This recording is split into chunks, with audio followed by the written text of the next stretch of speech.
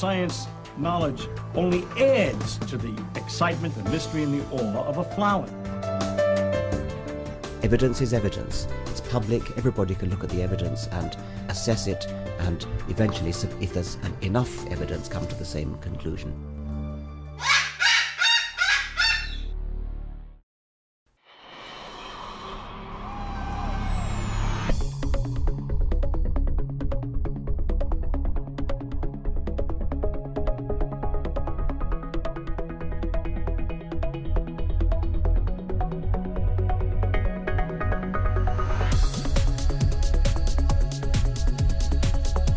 Flag is in here. You pull the rope. The flag goes all the way to the top. Got it?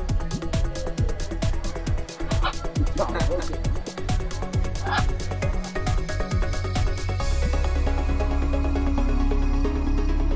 Gypsy loves to roller skates. Much smoother than walking. You got a groove.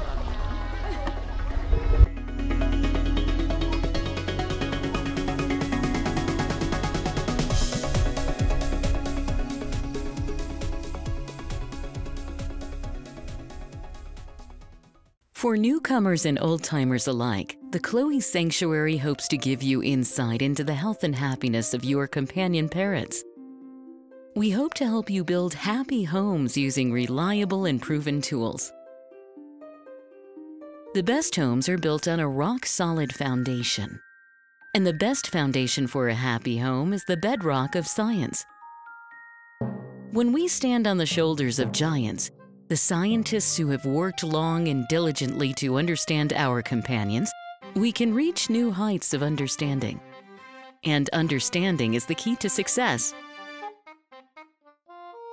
What does avian veterinary medicine have to tell us about our feathered friends?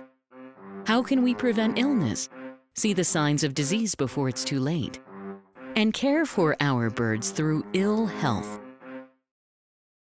What light does behavioral science shed on their nature, needs, and hopes? How can the tools of behavior shaping make our homes happier for us and our companions? How can we deal with biting, screaming, or other misbehavior? What is it like to live among parrots, let them roam around about you and share a life with them?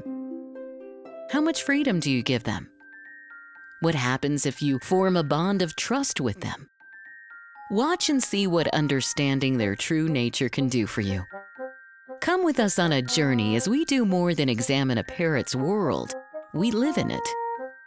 Make some popcorn and bring in a few wood blocks. Let everyone have something to chew and a comfortable place to perch. Cockatude is a presentation of the Chloe Sanctuary for Parrots and Cockatoos, a nonprofit charity dedicated to the empowerment of captive parrots and public awareness. Cockatoos with attitude. Cockatude.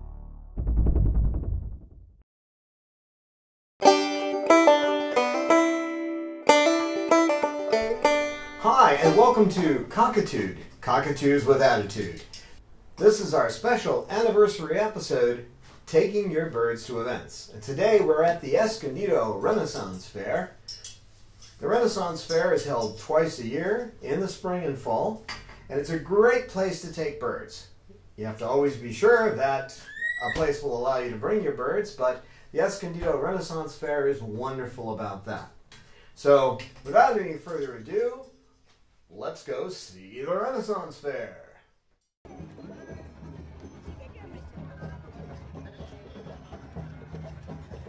When you're approaching the event, it will be comforting to know that you brought the right things you might need. When we were preparing for this event, we gathered together the important items on our checklist. A medical kit including bandages, superclot, this is great for bleeding bird wounds, antibiotic gels for humans, and a hemostat for broken blood feathers. You never want to be more than a minute away from hemostats because broken blood feathers are life-threatening. Aviator harnesses are good for flighted and unflighted birds alike. A falling bird can be safely stopped in midair. If you need to know how to put them on your bird, just watch the DVD that comes with the harness. We don't recommend any harness but the Aviator. Don't forget a pouch of food for your bird and separate water for the humans and the birds. Our mouths are dirty and their beaks are clean. E. coli from us can endanger your bird's life. If you saw the so-called bird expert in the movie Rio feeding a bird from his mouth, then you know he was certainly no expert. Give yourself extra time to get to the shows inside. Birds are attention magnets. You will find that you stroll for a minute or two, and then your birds become an attraction. Often you will find yourself educating the public on parrots because they will be ready and willing to learn, especially at an event like the Renaissance Fair. It will be much more fun if you give yourself breathing room to get to a special event. You may find that you make many new friends. You will need to decide before you set out whether you will allow others to handle your birds. Check the laws in your state, too. Some states don't allow you to offer your bird for petting. If you decide to allow petting, then you can carry disposable hand cleaner towels to protect your birds from human germs, smoke residue, or makeup. Be sure and ask if the person has handled a snake or other reptile, because reptiles can carry salmonella, which could seriously impact your bird's health. Make sure that your wallet or purse is handy and that you don't need to get training from the body juggler on how to juggle your cash and your birds at the same time. Be sure and scan the sky regularly for hawks. Keep in mind that red-winged and red-shouldered hawks, and many others, must drop from the sky to attack your bird. A few hawks, like the Cooper's hawk, can attack laterally, from the side instead of the sky. So know your predator birds before you get out of your car.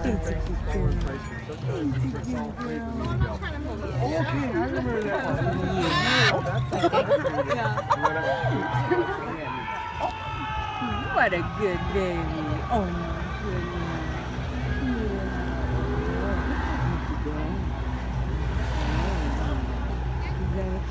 goodness. Check every hour or so and see if your bird wants food or water. I have found that our birds are more interested in socializing than eating or drinking. A quiet spot at the event might spark the urge to eat or drink, but don't count on it. Doing something with my wand? Coco. Oh, she's just burying her head. Are you what are you doing? Yes, this is somewhere around. She's just being happy, and she buries her head like that. Good girl. If you choose to offer them food from the event, be sure that fries are unsalted, rice is not coated with MSG and salted, and that other foods are acceptable. Hi. Yes. Oh,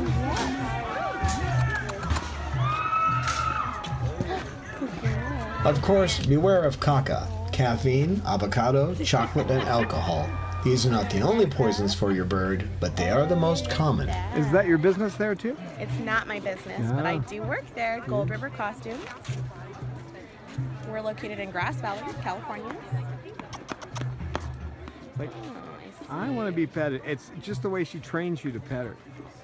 She's like, how about back here? What about under here? Like, Not too much back there, because that gets them sexually excited. A little bit, definitely. Yeah, pet them on the head or the neck, Yeah. because they can't reach that themselves, so they really appreciate that. She's like, I want my face in the video. Ooh, Coco. This is Gold River Costumes, and we've been in business since 1984. And I do festivals for a living. Go all over the West Coast, up and down the West Coast. And I love what I do. I get to make people happy and dress them up and let them have more fun. And pet a cockatoo once in a while. Yes, and pet beautiful birdies. And dance with them. I was dancing with your other one last week. 5 or 6 years, I've always looked at these. I've never tried one. You like to dance too? My birdie sings and dances too. Yeah. What kind of bird do you have? Cockatiel? They're great cockatoos. Yes, and he's with us over there in his little cage. He hasn't decided to come out yet today. Well, you are just a sweetheart, aren't you? They have those little white. Yes, you are. God, it gets expensive as you get older and you have problems. How are you doing? Is everything working hard still? You're good? Far so good. Waiting for that February check. Yeah. What, Dave? The biggest danger isn't from the sky. It's people with dogs. Dogs are the descendants of wolves, and it is in their nature to kill.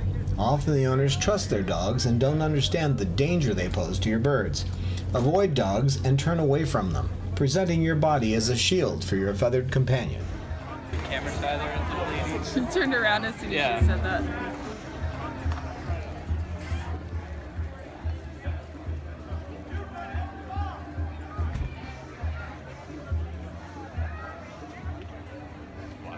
Noises can upset your birds, and they may take to the sky or wrestle with you to get away. Using an aviator harness will help you keep them close and safe. Ease your birds up to musicians slowly while they are playing, and watch to see their reactions. Coco, what you doing, girl? You got her trained yet? Yeah, she does. Yes, she does. So do you usually come out to the Renaissance Fair? Oh yeah, our next one will be the end of April, beginning of May. Same place, different time.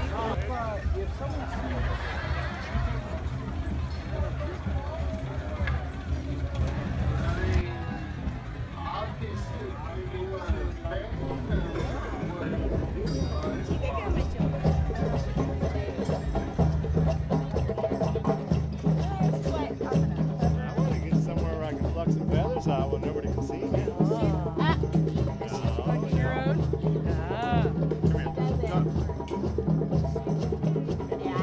I have my cockatiel with me.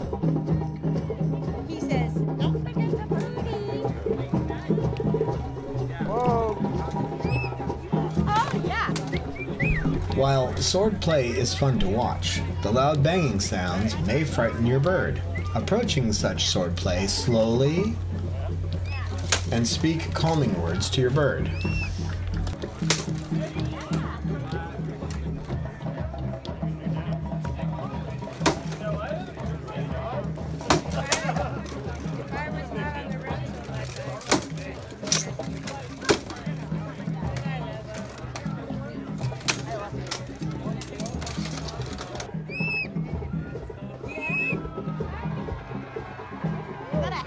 Is that a happy whistle or? I think so.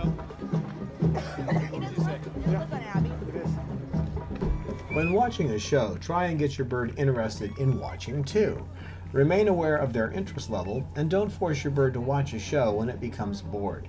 You can look around and see if someone looks interested in your bird at the show and let them pet your baby while you watch.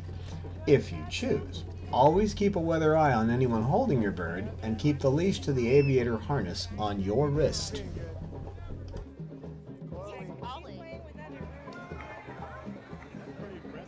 Your bird will be tired at the end of the day. Playing soft music, or Elvis if you have a bird like Babaloo, will help them to shift gears before getting home. Provide food and water in the car on the way back home, and special treats when you get back.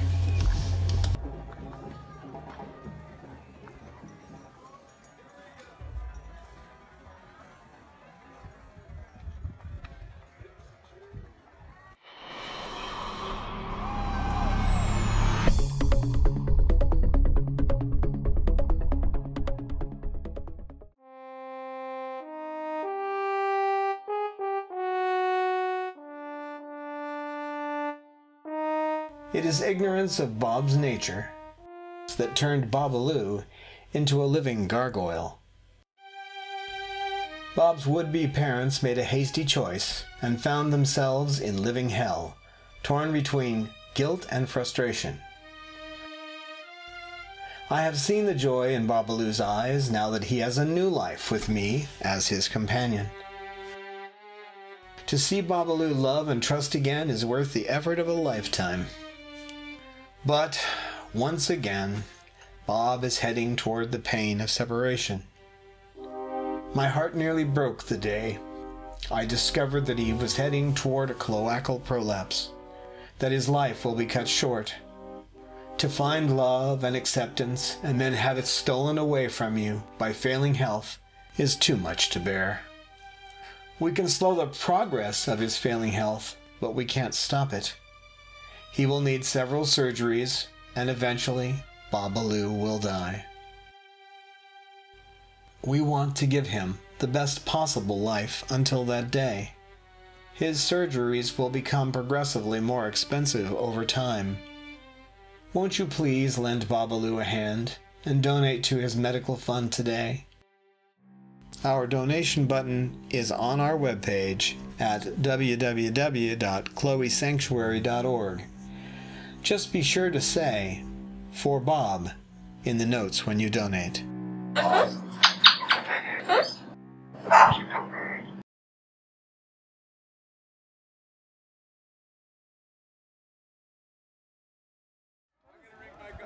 And now we present some highlights from Adam the Body Juggler.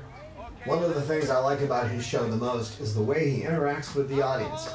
You won't see a lot of that here, so you'll want to come in person. The Body Juggler.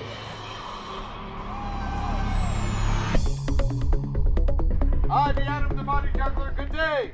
Good day. Speak up. Good day. Good day. I'm going to start with one ball and work my way up in number and difficulty. If you like what you see, feel free to yell and clap and scream. I paid you. Make some noise. What kind of noise? If you have to ask, you don't know. All right, here we go. One ball, contact juggling.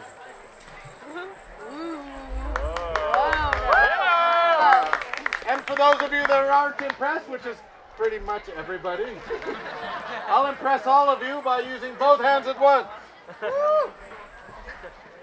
Yeah. Very difficult. If you knew how drunk I was, you'd know how difficult this is. So I'm going to do this.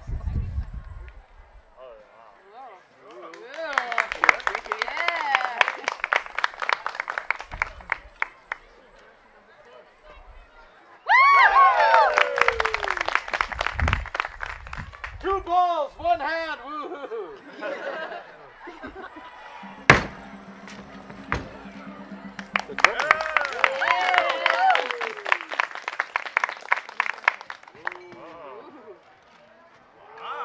Ladies, do not try this next trick with two balls at home. Yes, you're married.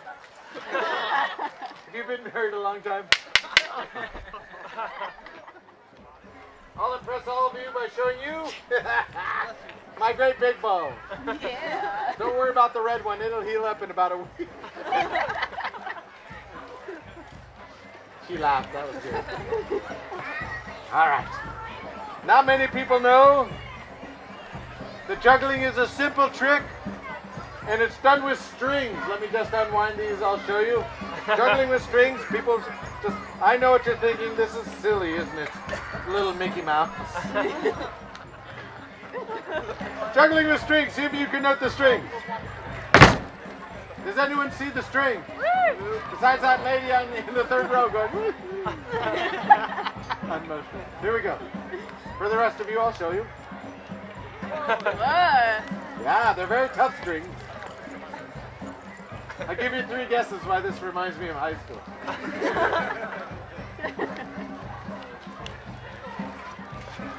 Yeah! Oh, that one must be from Hillcrest. It just doesn't know which way to go. Actually, he knows exactly where to go. Here we go. I showed you 1 ball. I showed you 2. I did 3 in one hand, and still you just don't care. I showed you 4 balls. Nice. 5 balls.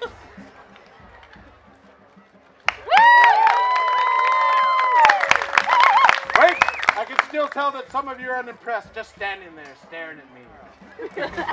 5 balls with tricks, no tongue.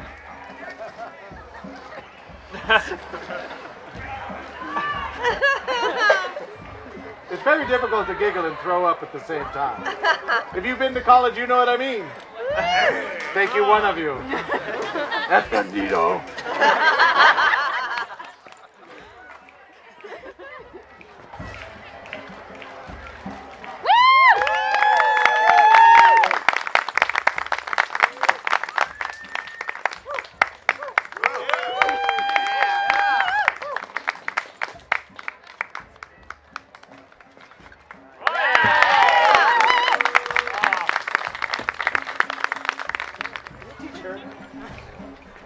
I know what I'm doing. He hasn't proven that. 6 balls! Clap now!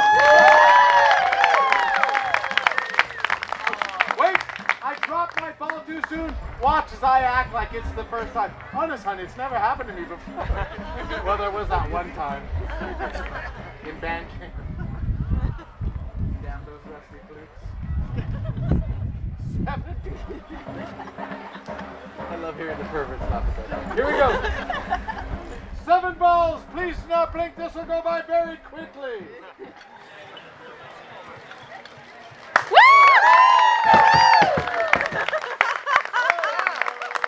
I know what you're thinking. That didn't last very long. Well, I'm here to say there's not a man here with half as much who can keep it up near as long. Now you as the audience get to cheer for what you'd like to see next. Remember, you're not indoors, you're outdoors at a function where you can make noise at this particular moment. So, would you like to see 3 razor-sharp juggling clubs? They're a lot sharper than some of this audience. Or these double blood-stained machetes. You know, sometimes people really piss me off. So cheer louder. Would you like to see machetes? Clubs. And they're not even in the front row. Stoners.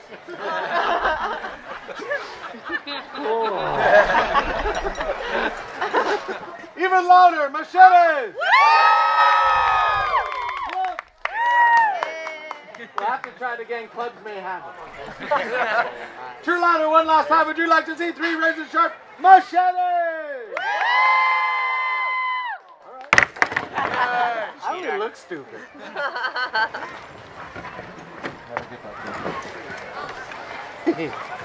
Indian clubs. Razor-sharp.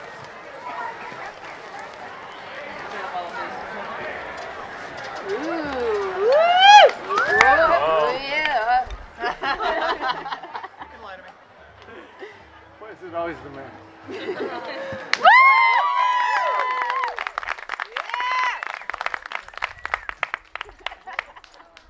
Razor sharp.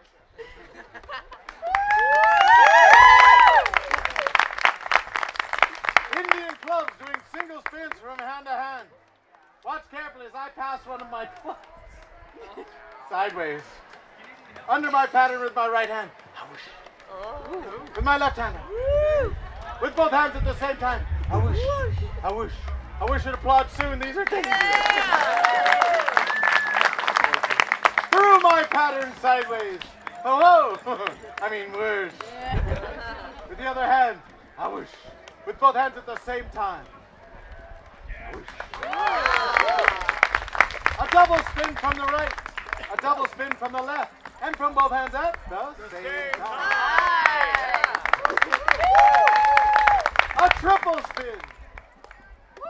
Ow! Savages. From the other hand. And from both hands at The same time. Everyone from both hands at The same time. Lots more. Oh, sorry, I can't count to 4. Juggler. Are you from Escondido? Yes, actually, my son was born in Escondido. I blame him. Let's see. Under the leg. Awoosh. Under the other leg. Awoosh. All right, under the other leg. Awoosh. And now you've finally guessed it. What was it? Say it out loud, my lady. Under. No, say it so they can hear it. Don't just say both legs. She said. She said under both legs at the same time. Do you agree with her? Yeah! Renaissance fair be an I. Thank you. She said under both legs at the same time. Do you agree with her? Aye. Everyone. Under both legs. At the same time. Okay. Under both legs at the same time. Whoosh. Some of you weren't too. I'll impress you all by doing all three under both legs at the same time.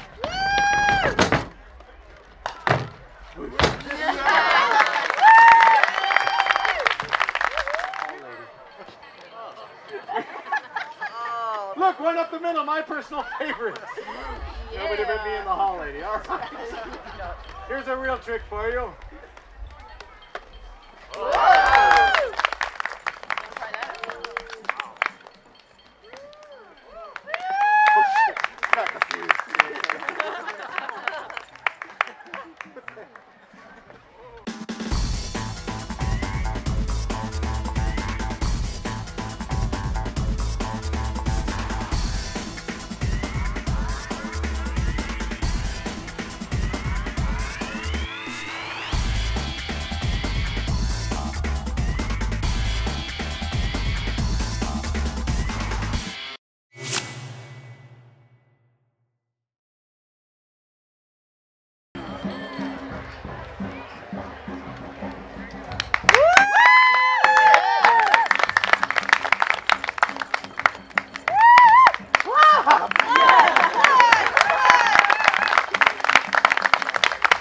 Clap louder, the pirate dies!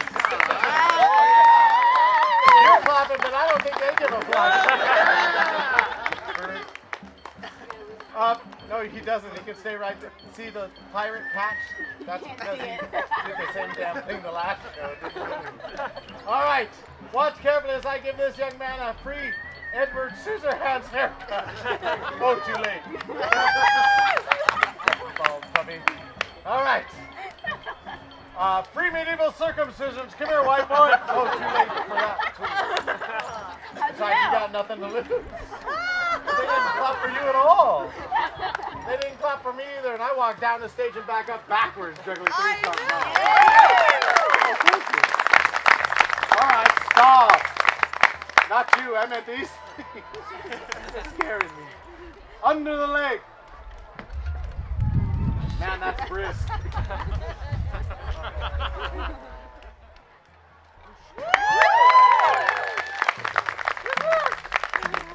I mean, it worked. And now for a trick invented 3,000 years ago in the far up land of Egypt. By some idiot. But I'll try it anyway. It's called a chop, and it goes like this. That's not the trick. I was just going snaky ahead like the Egyptian.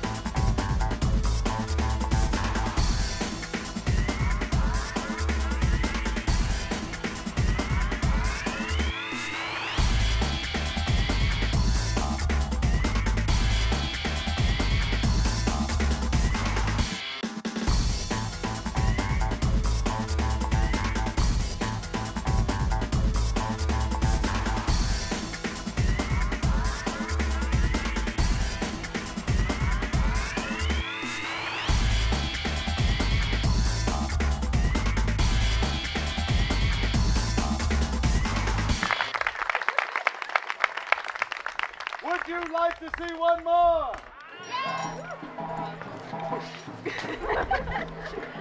Damn, big friends, look, it's a pride parade. Sam, the stage is on fire. Take off all your clothes and do a pagan. Oh, too late. Sam, this next trick's just for you. Okay. Leave it alone, big boy. You still hold things on your chin, aren't you? Your mother what?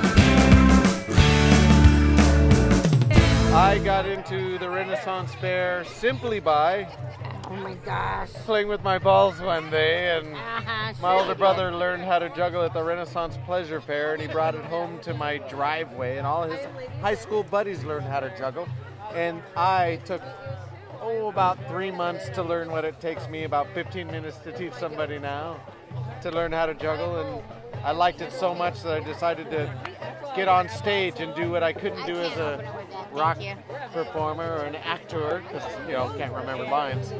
So I get up and I throw up. And I can't open it.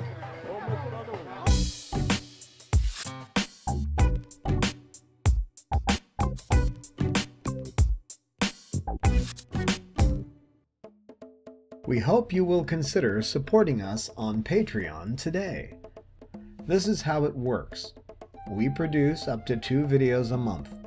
As a patron, you pledge to give us a donation, whatever you feel is right and meets your budget. Patreon gives us your gift monthly. You can easily set a limit on how much you donate a month.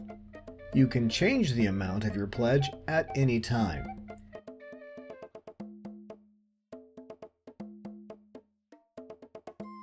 Your gift will allow us to continue bringing you entertaining and informative videos. Patreon.com/Chloe Sanctuary. We look forward to your participation in Cockatude.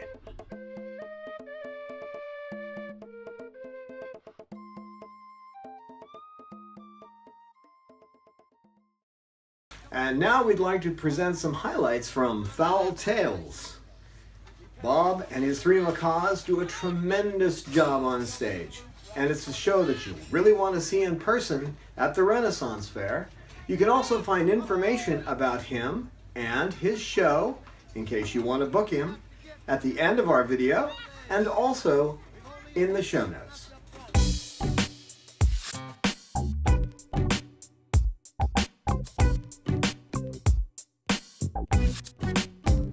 Welcome to this, our final performance today of Foul Tales, the sailor's story. Know you the difference between the sailor... Thank you. Know you the difference between a sailor's story and a fairy tale? No? Excellent. When a fairy tale begins, once upon a time, it's all happily ever after. Then a sailor's story begins, this be the God's honest truth, or I'll be struck dead where I stand.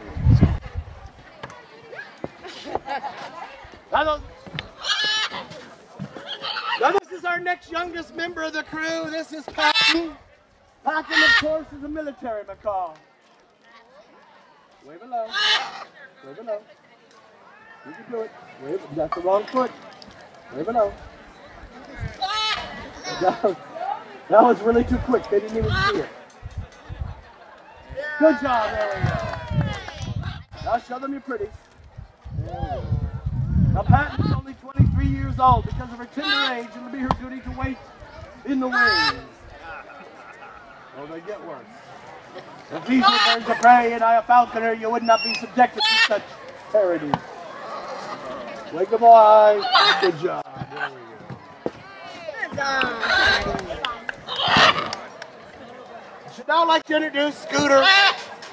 Scooter is a wee lad about 33 years old. See that some of you are going to need instructions. You need no but 4 responses for this tale. Step up. Step up. Step up. Just relax.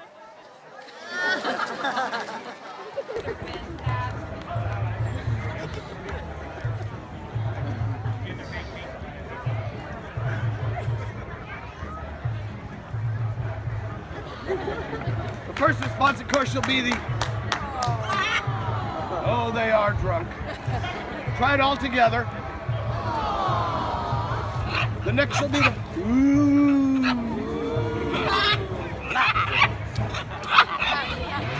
And thunderous applause.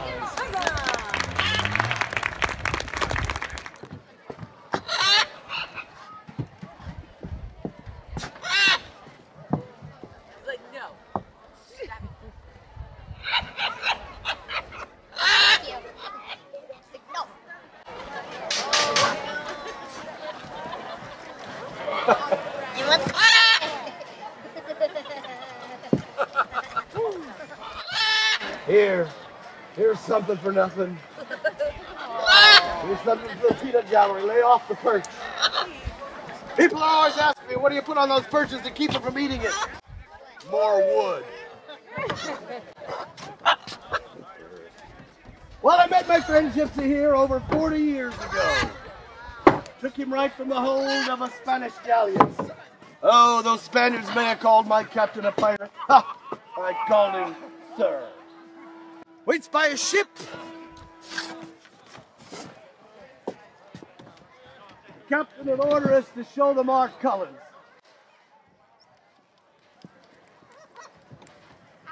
Gypsy, do you remember how this works? You've done this hundreds of times, are you sure? I shall explain it once again. The flag is in here, you pull the rope, the flag goes all the way to the top, got it? Good job, okay. There we go.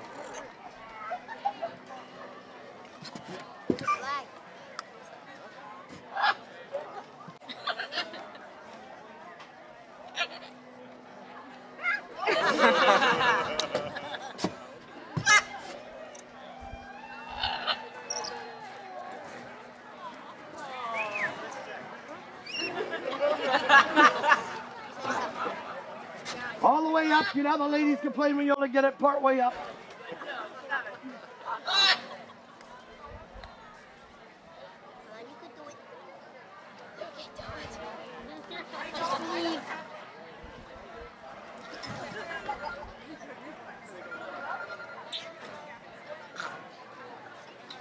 Good work. Cockatoo. That's the Queen's flag. You forgot to salute.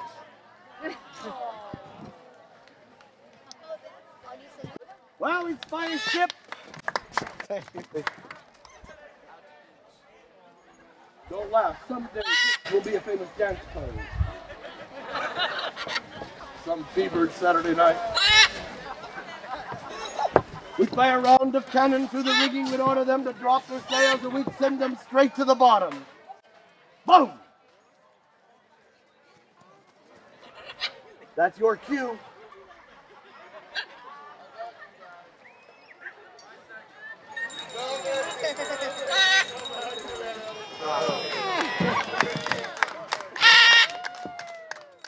He dies about as quickly as any Shakespearean actor.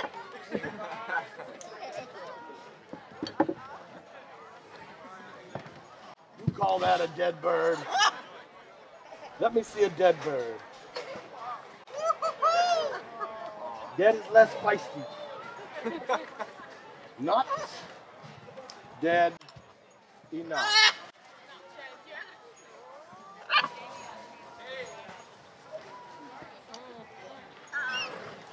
Boom. Fear not, I did but wing him. Great paint job, eh? Buy him white, paint him any color you'd like. Well, I rescued my friend Gypsy from a terrible fate when I took him from that Spanish galleon. Had he arrived in Spain, it had become a feather in some fine lady's hat. But he was not without peril in his native country. The native Indians found him first.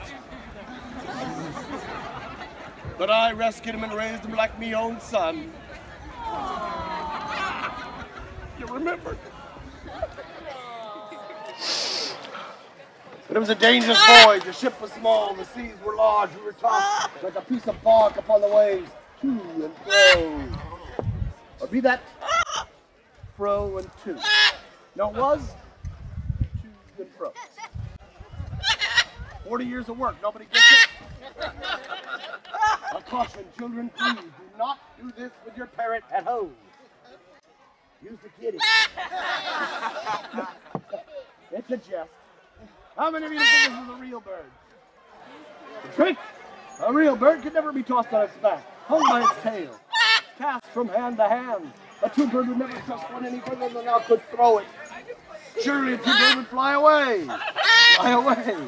Fly away. Truth is, I've not been able to get this chap off me for 43 years. Not all bad, he's useful as well as ornamental, say perhaps caught in a sudden rainstorm. Gypsy, looks like rain. And there's handy lads about the ship. There's always a task to do aboard the ship. Even the baby, Pat has to help, even though she's only 23 years old. We're getting it.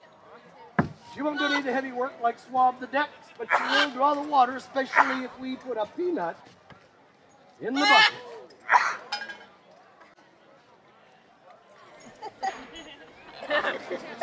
Now, unlike Gypsy and Scooter, both seasoned performers, Pat was still just a bit green. Should have seen that one coming. There you go. Get your bucket hoisted up. Beak over claw, just the way I showed you. Not a pretty sight to be up there either.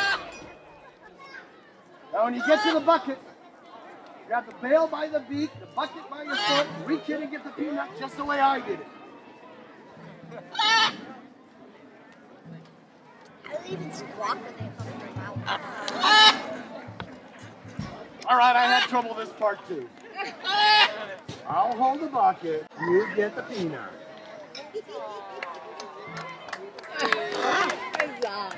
No, just get the peanut, don't eat it in there.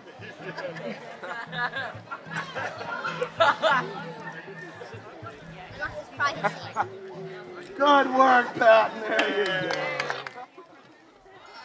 Now, Scooter should perform this next feat.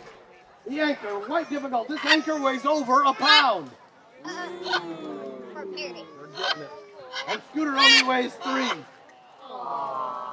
got it. Hey, it be most well we do not have a larger boat. You think this is easy? You try convincing your parents that playing with your bird in public is a real job. Now, Scooter shall require a small blind for this feat, a strange and exotic nut from the new world, a cockatoo. Will not work this hard for peanuts.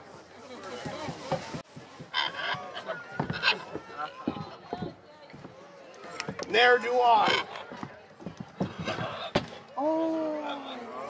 This is the point during the show where all the beautiful, intelligent children in the audience run up and put money in the basket. While Scooter pulls up the anchor. Oh, you're too quick for him, even the smart one. Good work, Scooter. There you go. No, it's a one-nut trick. Give me the anchor. There we go. Step up. Well, the sailor's day is not all work. We'd amuse ourselves with many simple games. We play darts. That popular shipboard game, Shufflebird.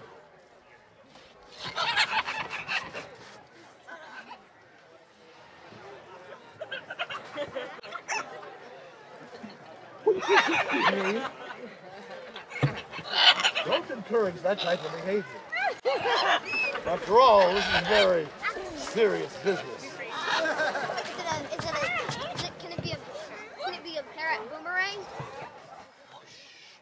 Good work, Gypsy. For those of you in the back that have difficulty seeing, I'll do the abbreviated version. The object, of course, being to slide him across the deck without sliding him overboard. He's such a good dog. Show them what a good dog you are, Gypsy. Roll over. Roll over. And sit, roll.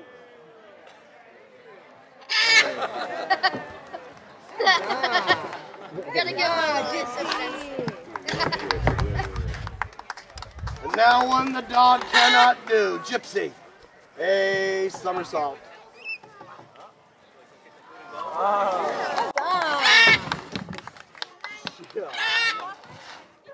Give me 4.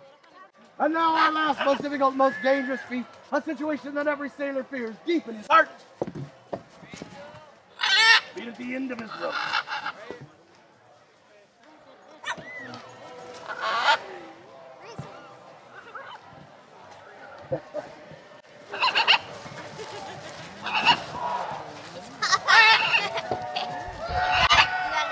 What? On my back? Yeah, I something on my back. Yeah, the parrots do that sometimes. Oh, no. It's staring at you. Did I come in with that? No. Not that dangerous. For me. Both feet. Don't get cocky on me now. Too late to turn chicken. Prepare to duck. Oh, don't egg me on. And the foul sense of humor you'll find difficult to swallow. Apparently so. Oh yes, you were quite gullible before when I was trying to keep you on the edge of your beak. You were a fairly pheasant toward yourself until then. But now you're beginning to turn on me. I'm feeling a bit ostracized. You're going to regret what I say next. I'd like to call this next portion Poultry in Motion. Or faster than a speeding pullet. Come on, I'm just winging it up here. Nothing to probe. I'm not trying to grouse you out. These are the yolks. You're wondering, oh, Rimley, stop. Please sparrow us. Listen, I don't have to be up here ranting and raving. I could have been out robbing your houses. Not a cardinal sin to give the show a wee bit of a goose. They quail in their seats. I'm here. Kind of an eagle problem. I'm here for like support. Wrenching experience for you, just a lark for me. Nothing to get your feathers all around. Well, here we go. 1, 2, 3. I warned you to duck! Made you finch, Gypsy Scooter Patman, the lovely Princess Keiko.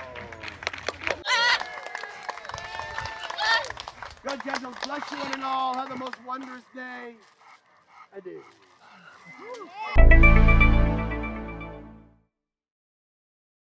So, how did you get started in all this? Well, a friend of mine was going to school in Guadalajara, medical school. My best friend from high school. And I drove him down there. And we drove his little Dodge pickup truck down there, set him up. And while he was down there attending medical school, he bought 2 parrots. Gypsy, a scarlet macaw, and a Finch's Amazon.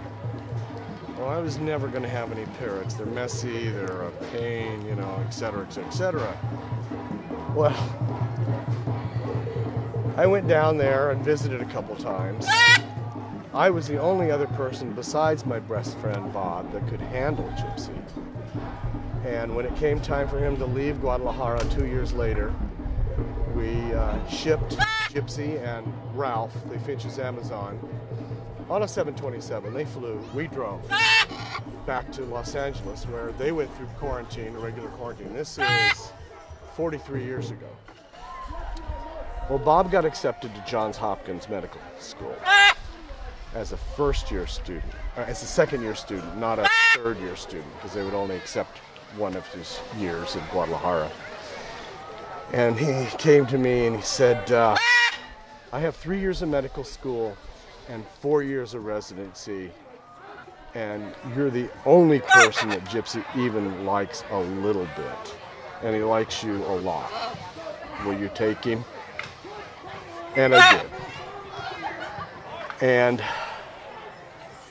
after about a year of spending time with him and realizing that I was either going to have to stay home more or he was going to have to become socially acceptable and go with me more. I was going to become a recluse.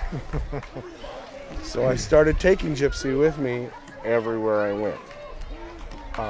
I lived in Long Beach. I would roller skate down to the beach with my backpack, Gypsy on my shoulder, and a T-perch with a pointy end that I would stick into the sand. Gypsy loves to roller skate. It's much smoother than walking. You know, you got a groove. So I'd roller skate down to the beach, Muscle Corner, throw out my towel, stick in my T-perch in the sand, throw out my towel, and Gypsy would get bored and climb down off the T-perch and start wrestling with me and messing with me and, you know, getting under my neck and wrestling and doing stuff. And I'd take him and slide him on his back on my towel away from me, which became Shuffleboard. Shufflebird, that's where Shufflebird trick came from. And sitting there cross-legged in front of him and doing somersaults and roll over and just playing with him because he was bored, and look up and seeing 150, 200 people watching us.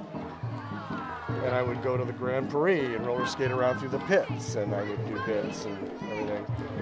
Well, one day I went to the Renaissance Fair wearing a really cheesy costume and started doing bits, shooting him. You know, I would fall, roll over, do somersaults, and doing bits. And I realized I was drawing bigger crowds than some of the acts on the stages. Even though I had beer in my mug, because at that time I did drink. That was a million years ago. Somebody stuffed a $5 bill in my mug, half full of beer, but they stuffed a $5 bill in it. And I had that Edison moment. I could do this and maybe even make it pay for itself. So I auditioned. And at first they wouldn't even give me stage time. I had a permission to pass my hat in the street. And I worked my way up to finally they gave me stage times. And I got bigger crowds and bigger audiences. And it became the hobby that became the career. I went from 6 weekends a year to where people would come up to me and go, well, could you work our fair? Well, you know, I make this much here every day in tips. They don't pay me, but I make a lot of money in tips. Well, we'll pay you that plus tips. Oh, really? So it went from 6 weekends a year to 12 weekends a year to, at one point I was on the national circuit and I was working between 35 and 40 some odd weekends a year. I was working 6 to 8 weeks at one fair. I would travel to the next fair, work 6 to 8 weeks there, and I was only home 2 months out of every 6. I was home the 2 hottest and the 2 coldest months of the year because I did fairs, you know, 4 months of fairs in the spring, 4 months of fairs in the fall. And I did that for like 10 years. I really worked hard, and I'm calling it semi-retired now. I'm only doing about 20, 25 weekends a year and only doing California, Arizona, Nevada right now, and a little bit of Oregon. But at one time, I was going all the way to Pennsylvania, Ohio, North Carolina, Minnesota, Louisiana. I've done just about every major Renaissance fair in the country at one time or another. You don't just do fairs, though, too. You do other things, too. I also do county fairs. I do some schools, not as much as I used to, because I've kind of come out of the loop, and it's lucrative, but it's not as much fun. But I do schools, and I not only do the pirate bit, but I do the rainforest guy, you know, the eco, you know, educational thing, and sometimes it's about the life and times of Elizabethan sailors. You know, why would you do such a crazy thing as sail across an ocean full of sea monsters to a new world where you have no idea what's going on? So there is educational shows as well, but mostly it's the pirate festivals and the Renaissance fairs have been the bread and butter for 43 years since I met Gypsy. I imagine you've had some pretty interesting experiences with the audience. You think of one that really comes to mind, or? Well, just off the top of my head, several years ago, I invited this woman on stage wearing a chainmail bikini at the assistance of several frat boys that were chanting, "Chainmail, chainmail." And I brought her up on stage, and after I did my bit with her as a female volunteer, she comes up to me after the show and says, "I'm so glad you picked me, because my very first memory of fair, when I was 5 years old, you picked my mother. And that's my daughter there in the stroller." Thank you, sweetheart. And you instantly felt younger. Not exactly. I felt a little ancient at that time. So yeah, there have been some funny stuff happen. It's interesting, and sometimes you never know. I remember not too long ago, I picked this girl in the front row that looked like she couldn't have been more than 5'3". And what it was, she was all hunched over and had her elbows on her knees, and she stood up and walked on stage. And she must have been 6'2".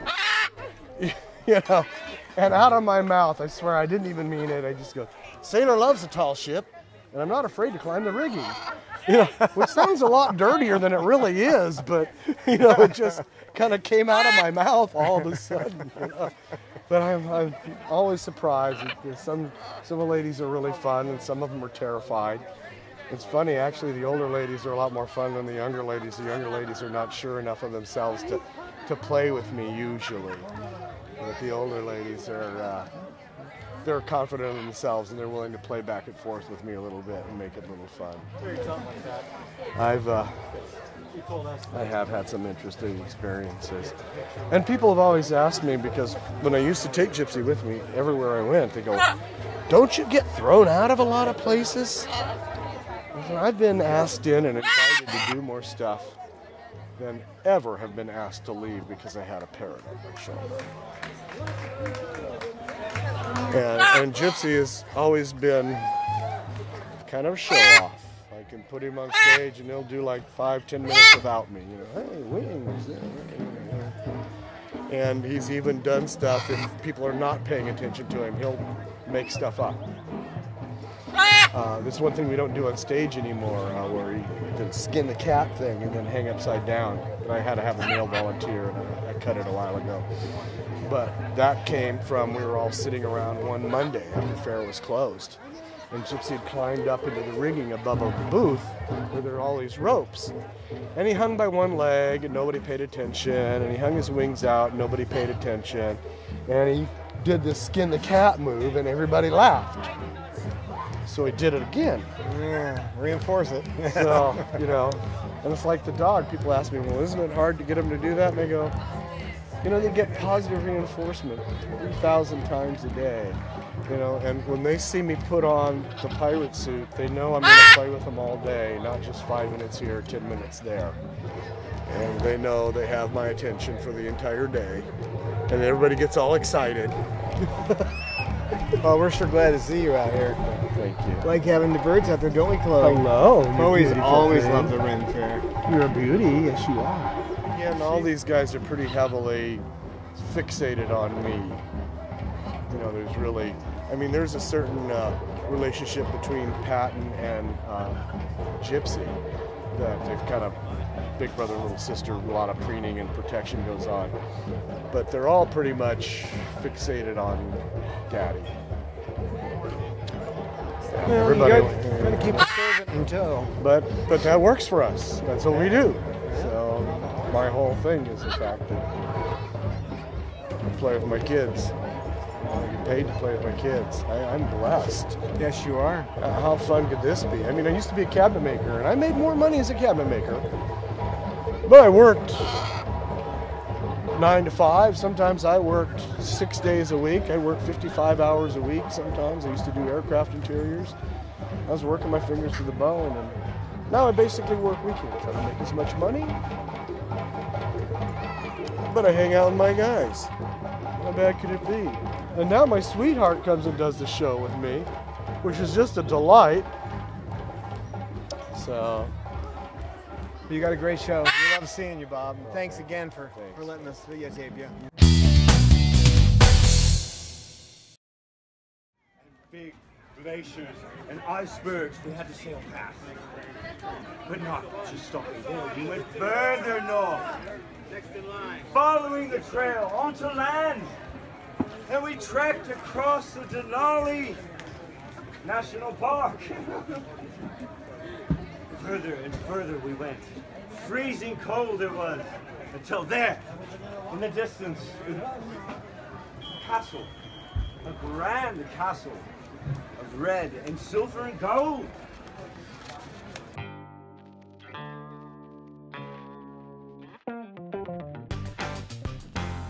Hi, Chloe. Hi. Good girl. Good girl. My Pearl just loves this kind of thing. I was working at the pet store, and somebody brought Cockatoo back because the bird was attacking his wife, who was sick. And it was because he had made such a bond with her that she was, you know, saying stay away from my man type of thing. And I figured that out. So I've learned, the girl I was with, I go, you gotta feed her then. You need to be the one to feed her. Because that way she's going to accept you as part of the flock and not as my mate. And sure enough, it worked fine for a while, yeah, and then we broke up. So now the poor thing is like goes crazy because I bring a new girl by and she just goes, ah, and hisses and does her big, look at me, I'm tougher than you attitude, you know? How you girls can get so protective. Yes, and she's doing her little panting. Oh, she loves the Ren Fair. And she remembers you because you held her before. Yeah. I talk to her just like I would talk to a child. You know? It's like, you know you're not supposed to be doing, no, that's not yours. You know, when she's out and looking at something on the table and thinking this could be mine to chew on or something, you know? Like, she'll get this far and I'll say something and she'll back away from it. And you just treat them like a kid. Because she's smart. It has a slide lock, and she just goes and reaches right there, slides it right open. But I use clips, little push down. Yeah, she's only beaten that once. One time she beat that, but she literally broke it. I was amazed because it's metal clip, and she literally broke it. That's how much torque she put on that. Yeah, these guys got some beaks. I mean, well, the macaws maybe a little bigger, a little more. Yeah, macaws can't do the side back and forth like this. They come straight down. Right. These guys crunch and come down. Yeah. You know, they do that. Oh, yeah. Yeah. they're so funny. They're so funny. So what got you started going to Ren Fair? What got me started? Well, you know, I ended up going up to fair, and it was like, I was new to the whole thing, so I went to Big Bear, and I was just messing around with the kids. They had this pirate ship, so I was standing on it being the captain, telling them what to do, hoist the mainsail, set the rigging, you know, and there's all these little kids running around this little pirate ship, pretending to do things. And the juggler that's actually here saw me, Adam, yes, saw me, went and got the lady who was putting on the Renaissance Fair and brought her over to where I was and said, watch this guy. So they stood there and watched me for like 5 minutes or so. And he turned to her and goes, you need to hire me. And so from there, she's like, would you like to come up? And I found this pop-up storybook that was there. It was this one guy who would read it to the kids. But he'd just read it and pop it up. He didn't get in their face with it like I do. I got right in there and set them up, you know, and then pop this thing right in their face.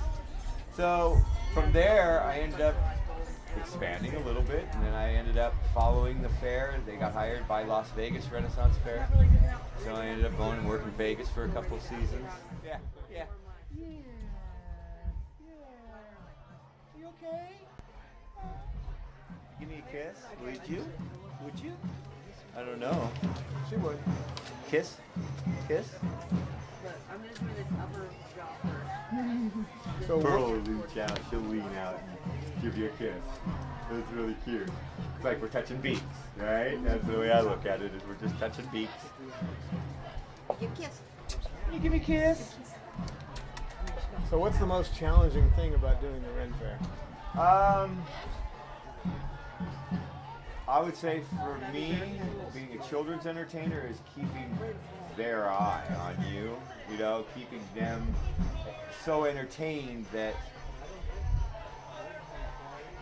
they're constantly waiting to hear the next thing you're going to say or the next antic you're going to do. So that's, I think, the hardest part is keeping them all engaged with me at the same time. That's the trick. But once I get them going, and I know I have them locked in, you know, it's like I just flow. The whole show just flows right along.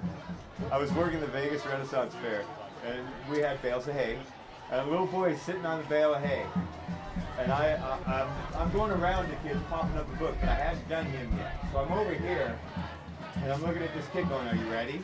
Are you ready? And then I just stepped over in front of the kid real quick that was sitting there not paying attention, and just popped it in his face. And his legs just went up in the air, and he fell right off the backside of the thing. I'm sorry, it was so funny. He was fine. He didn't hurt himself or anything, but it was just the hilarity of, I got him so good. You know, and he was laughing. We were all laughing. At first we were concerned, of course, but then we all had a really good laugh out of it. So yeah, I get stuff like that from time to time. She was hand raised, so she was never wild caught, anything like that. Not too many wild caughts out there. Hand raising is a problem. They should let the parents raise the birds, but because it causes, you know, other destructive behavior and other issues. Right. If you never knew your parents, you probably aren't going to be doing it right. Yeah, right. And then and to understand, like I said, the people who had her before, she had issues. But yet she's such a loving bird. She really is. She's an umbrella, right? Yeah. That's what they are. They're loving. So loving. I mean, I've never seen any other bird that really will sit there and cuddle with you, or try to get under the covers with you. It's hilarious, you know. I mean, like this one, like she's right. Yeah, she's right next to you. She's just, burrow as far as she can, man. Yeah. If I have a blanket, she wants to be underneath that blanket. Nope. But yeah, I love her. She's a sweetheart. Although she tests my temperament sometimes. But that's who she is. Your pearl is a She's an umbrella.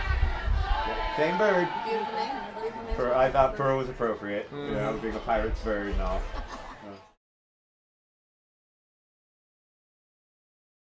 I will be traveling to Yuma, Arizona in February. And then from there we have something in March for Victorville. I'd love to go to a tropical island though. Maybe in the Indonesian Isles, eh? Where all you guys live and we could talk Kiwi. Hi. What you think of that, birdie? You're so sweet. Boy, my bird would be so jealous right now. She'd be freaking out. I can't show her this video. No, it's funny, she watches stuff and she gets upset over things. And music sets her off. Certain tones in music get her going, and she's bobbing and squawking and flapping her wings, and you know, just like, what? What? You know, just look at me. You know, that's basically what she's trying to say. Just look at me. The coos she makes when I pet her at night, you know, after I've blanketed her in her cage, you know, and I'm looking down through the top of the cage.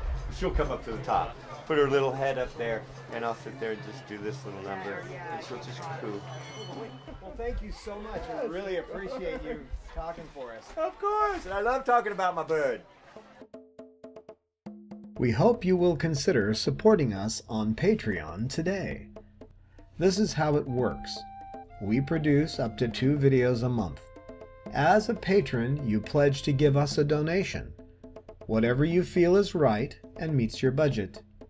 And Patreon gives us your gift monthly. You can easily set a limit on how much you donate a month. You can change the amount of your pledge at any time. Your gift will allow us to continue bringing you entertaining and informative videos. Some of our planned videos are home exams, how to do a home exam quickly, efficiently, and properly. Early detection saves lives. A new paradigm, what it means to be a parrot owner. An interview with Dr. Jeffrey Jenkins of the Avian and Exotic Animal Hospital. Who is training whom? Behavior training and how to empower your bird to make good choices in our world. As a patron, you can also choose to be in the producer's circle, the director's circle, or the advisor's circle. Each donation level has benefits. You can find out about these on our Patreon page at patreon.com/Chloe Sanctuary. We look forward to your participation in Cockatude.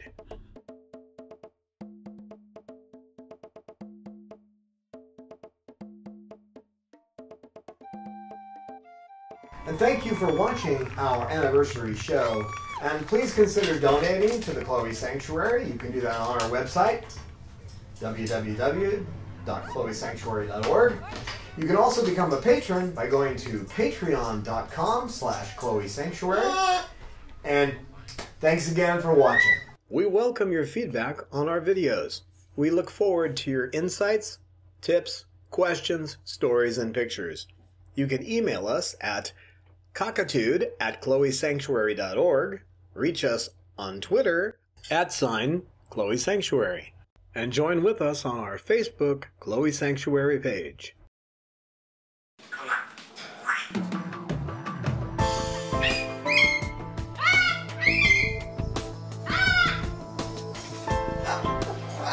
Science knowledge only adds to the excitement, the mystery, and the awe of a flower. Evidence is evidence. It's public. Everybody can look at the evidence and assess it, and eventually, if there's enough evidence, come to the same conclusion.